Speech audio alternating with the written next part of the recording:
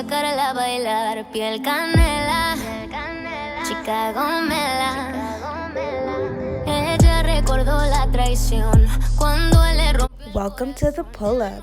Today, we're going to interview Colombian artist Meluchis. She just finished doing a collab with Dave East, and you know we had to get the 411. So you know I'm pulling up. Welcome to the pull-up. I'm your host Zurisha, and I'm here in the Big Apple with Meluchis. Hi guys, how's everything? How are you? So I'm here in New York, and you're actually from New York. Well, you're actually from Colombia. Yes. And living in New York. So how's that been? It's been a process, to be honest. I came to the United States at the age of 10. Oh wow. So I have a little bit of both how do I say this, like Cultures mixed up. Colombians are very strict, but they're also very like about the family. They love gatherings every Saturday. So like just being able to come from a culture with so much flavor and music, and then coming to New York, that's also very a melting pot of like so many other cultures, so many different flavors, so many different genres. Like that was really dope. What do you like about Colombia, and what do you like about New York? What do I like about Colombia? I love the dance, the culture. It's a lot of it's very tropical. It's very like I said, it always comes back to the family. Right. So it's been it's good. I love Colombia. The people are very happy. They're very friendly. Like you go to your neighbor for like salt, sugar. Oh yeah, and all the Caribbean, everything except America. You do that. Yeah, exactly. They don't do that shit here. But what's your favorite thing you like to do in Colombia? Like you have to do this spend thing. it with my family. Oh, spend it with really? my family. I mean, my family, they're from the farm, but then you also have the bougie ones. So like just being able to like try a little bit of both. The farm, going to the farm, like you're surrounded by nature, you're surrounded by trees, mountains, herbs, like just it's more free over there. There's more freedom actually. Oh, definitely. And what about New York? New York is very like always fast paced, on the run. I feel like you can't stay still. Like if you stay still, like that's when like starts making you feel like too closed in. All these buildings, like they just make you feel like you're smaller than everything. Like, right. You're nothing. Definitely. But that's what I like about New York, that you have to constantly be like your own self-motivation. Yeah. So speaking about self-motivation and cultures, how does your Colombian side and being from New York influence your artistry? Oh, a lot, because in Colombia you hear ranchera, vallenato, salsa, just like a lot of different types of music, right? And it influences my music a lot because I can incorporate those two flavors from New York and Colombia into my music. So like I'll throw in like very tropical, very like reggae in a way, like more dancehall, and then but I can also go right back into the R&B, the hip hop, the trap, So that's where like both countries collide. Oh my gosh, so you have Spanish music, and you just released a song with Dave East. So how's that been going? How did that even come about, that collaboration? So thankfully, like the person that I'm working with right now, he also works with Dave East. But it was something that happened very natural, because it's like him and I had always talked about like, yo, it would be dope like if he actually like wanted you on a song with him. Right. So we wanted it to happen very natural. Like we didn't want to force it, and like the person that I work with, like he was constantly playing him the music, like in the car. So then he started bumping to it to a point where like he started asking like, yo, who's that like playing the car? Right. So then he hit me up through DM one time like, yo, I'm gonna need some Spanish for my album, and I was like, yo, stop playing, like I'm all right now, where you at? So it actually happened that same day. I went to the studio that same day. I'm gonna tell you a little bit about the experience. Of course. In the studio, it was pretty interesting because I'm used to like working by myself. Like I'll have like 2 to 3 people in the room. Very secluded. Max. Yeah, right? yeah. But I go into this session, mind you, it's mad late. It's like 1 in the morning. I go into the session, a lot of people. There's a lot of people, a lot of hood people, and I'm just there like, oh God, like what am I gonna like? How am I gonna work with so much people looking at you? Environment, yeah. And on top of that, the mic was outside, so It was like, okay, like Oh my I gosh, so usually you have a record in booth? there. I did not have a booth. Oh my gosh, okay. And for some reason, like I work very good under pressure, very good under pressure. So that was kind of like one of the best experiences I've had because it pushed me out of my comfort zone. Like I had to write the verse right there and then In front of people. In front of people, mind you, the music is like boom, boom, boom, boom. Right. And I'm there smoking like crazy because I'm like, nah, you can't catch me like it, man. Right. Like so, I was going crazy, right?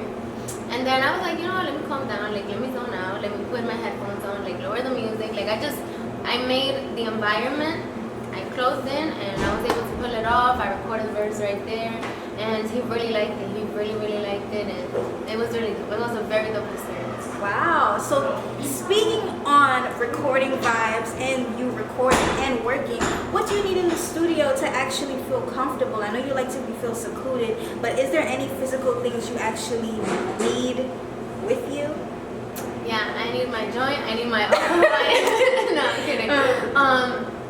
Definitely just a good partner with me. Like an engineer or like somebody outside? I work with a really good producer who's also my best friend. Right. So it's perfect because we have been creating music for such a long time. Like we started from high school making music together and we have both grown so much. He actually helped me shape my sound a lot. Wow. So he's the person that produces me, records me most of the time. And it's just a great vibe in the studio with him. So when it's just him and I, like we can create really good music. Wow. So I don't really need much. Just some water, definitely. Just speaking to so many artists, I realized that a lot of like the chemistry between the producer and engineer is definitely important. Very important. So you had some time to like develop your actual sound. How did the first few songs you did like differ from now? Oh my god, my first song was trash. I remember during that time, that's when Cardi B was just starting her music, and I happened to know somebody on her team, so I'm still learning English. No, you're good. I happened to know somebody from her team, so I was like, let me write her a song. So I wrote her a song that was ratchet, dirty things that could come out of my mouth. I said in that song. And, like I sent it out to her and she was like, oh, I hope to meet you one day. That's so cute. But then she didn't take the song. So I was like, okay, I'm going to put it out for myself. Right. My family talked so much shit about that song because it was very dirty. Like, they were like, what are you doing? Yeah, like, what is wrong with you? Was it like WAP? Dirtier than WAP. Oh my. Yeah. You did a pretty Ricky song on that. Yeah, it was a bit much. But it was like, whatever. Like, I was just starting. So and I was like, you know what, like my friend, it was called Making My Millions. That's the name of the first song that I made. And so long story short, like my friends supported me, like my family definitely did not support this shit. Right. So I was like, damn, like I felt a little discouraged. So I was like, let me take 2 years. So I'm gonna take 2 years. I'm gonna work on my craft. I'm gonna work on my writing. Wow, okay. I'm gonna work on my melodies. I'm gonna see what I'm good at, what I'm not good at, what I need to improve on, what I could do better. That's so smart. So then I took those 2 years and I came out with my second song, which was Lo Que Me Gusta De Ti. That song was a hit. Right. A hit. When I tell you, like, you hear the difference between Making My Millions and Lo Que Me Gusta De Ti, and you can see, like, how much improvement I made in those 2 years. So that to me was like, wow, because a lot of DJs supported the song. It was on the radio station 3 to 4 times. So that was really dope. It was like, wow. And that's what lit up the spark in me, the fire in me. Right, to go so hard. Yes. And from there I was like, okay, like I have to be consistent. That's so amazing that you took time to yourself to really like, you didn't jump the gun when it came to like your craft, and you took time to learn your sound.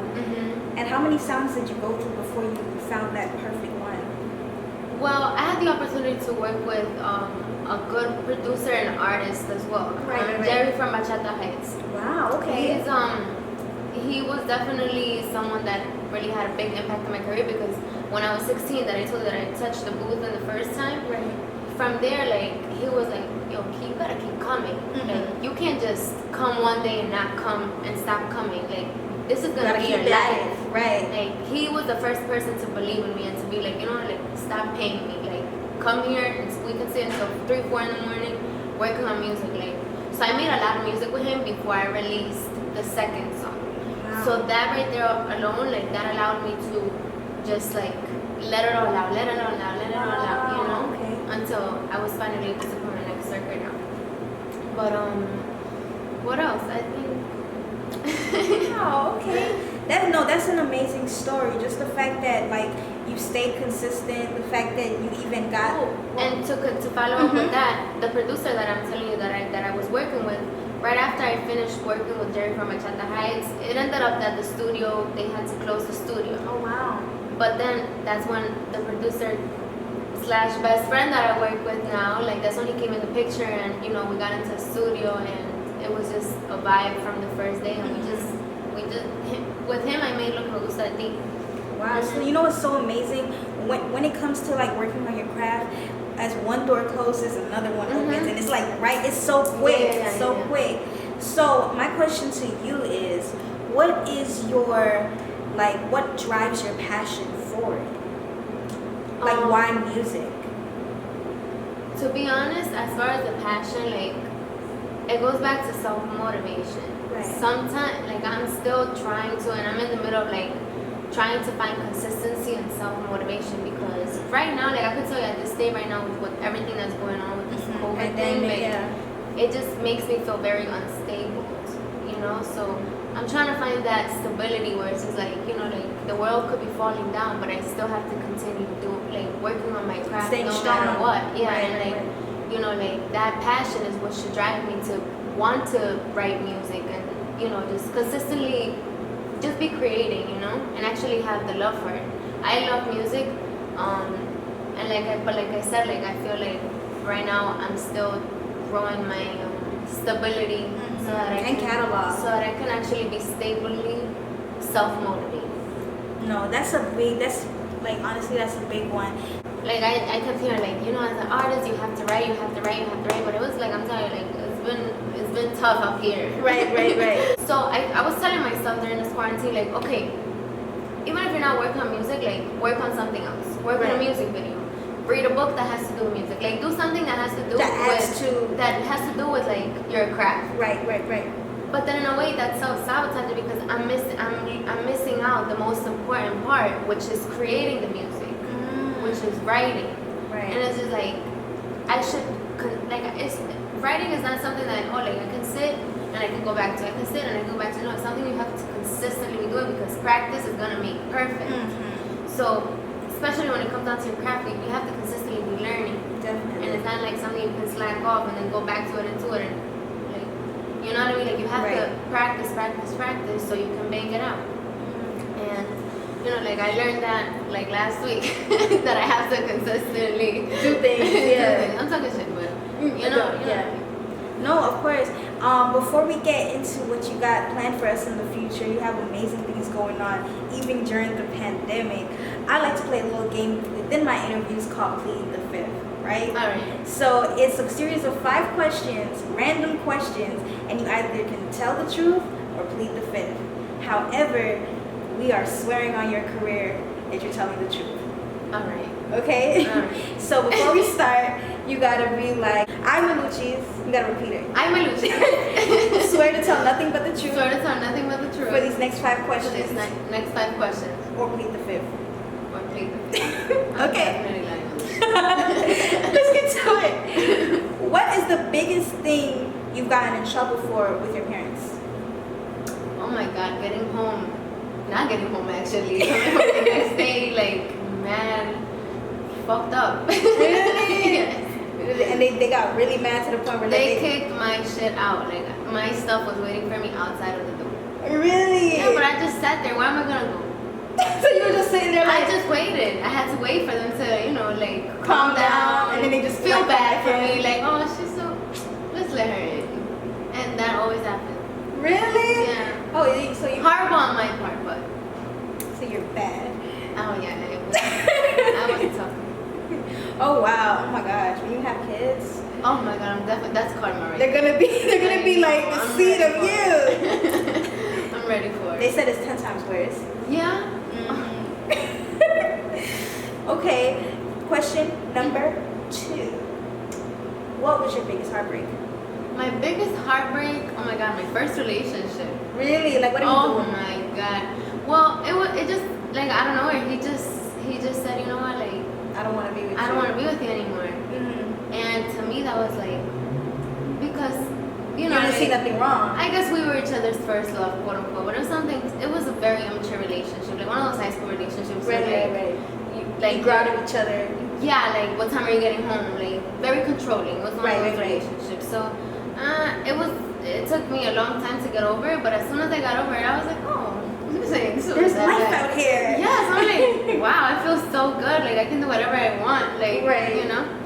But definitely, like, that was my biggest heartbreak. Okay. What is your favorite food to eat? My favorite food to eat, bandeja paisa. It's a Colombian dish. Oh my god, that shit has everything. It has rice, beans, steak. It has avocado. It has what do you call that? Chicharrón. It has chorizo. Okay. It has a corn arepa. What else is in there? Carne molida. There's a lot in that. Sounds like I'm all that for you. No, Yeah. it's really, really good. I can barely finish it. Really? Big ass. Wow. Okay. Question number 4. What is your favorite song of all time? My favorite song. I have a lot of favorite songs, but I say, like, of all time, El Cristo de la Pared, which is a very old song from Colombia. It's they call it Huasca, but it's like from the mountain. Like, Oh, it's like a folkish kind of. yeah, very from the mountain. Very from the mountain. Wow. But my grandmother loves that song, and I grew up listening to that song. So anytime it plays, you know the Oh words, my where God. from, where from. Okay. Yes. Okay, definitely. Question number 5. What is the most Take humiliating? 2, by the way. What is the most humiliating thing that happened to you in the bedroom? The most humiliating thing that happened to me in the bedroom was me saying something that really threw both Everything of us off. off. You was in the moment. Even myself, I was like, what the fuck did I just say? We were both like, What? thankfully, he was able to still Like get through that. Continue on, Continue on. and hit So, home run. Yes. Definitely. Well, what do you have in store for the fans in the future?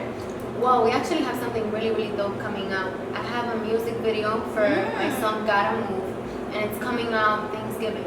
Wow, okay. I'm really, really hoping for that to come out Thanksgiving as it's planned. And it's gonna be a very dope music video because it has something to do along the lines of Thanksgiving, like eating with family. So it's like, it was a very big production that I worked with really good people. I worked with Peter Parker. I don't know if you know him, but he's very professional and he has a very good catalog. Wow, okay. Yes, and I worked with a great director. Her name is Kai Mahoney. It was a very, very good production, so I'm very excited for people to see it. Definitely. Well, I'm very excited to hear everything that you got going on later, sooner, all of that. And I really appreciate you coming here, like chopping it up with me and giving me the 411 on everything that's going on. And if you guys don't know, now you know. You are watching The Pull Up. I'm your host, Zurisha, and I have Meluchis. What's up, guys? Thank you for joining. Definitely. See you till next time. Bye-bye. Mira de la esquina del bar, queriendo sacarla a bailar. Piel canela, chica gomela. Ella recordó la traición cuando él le rompió el corazón. Ya no es ella, se convirtió en una estrella. Con su vestido apretado, lo tiene un poco acelerado. Sé que tiene miedo que te vaya a rechazar, pero te quiere pegado. Quizás te lleve pa' otro lado. Sé que tiene miedo que te vaya a enamorar. Mala suerte encontrarte, de verte otra vez. Se mueve mi mundo, lo pone al revés. Hace tiempo que te fuiste, no me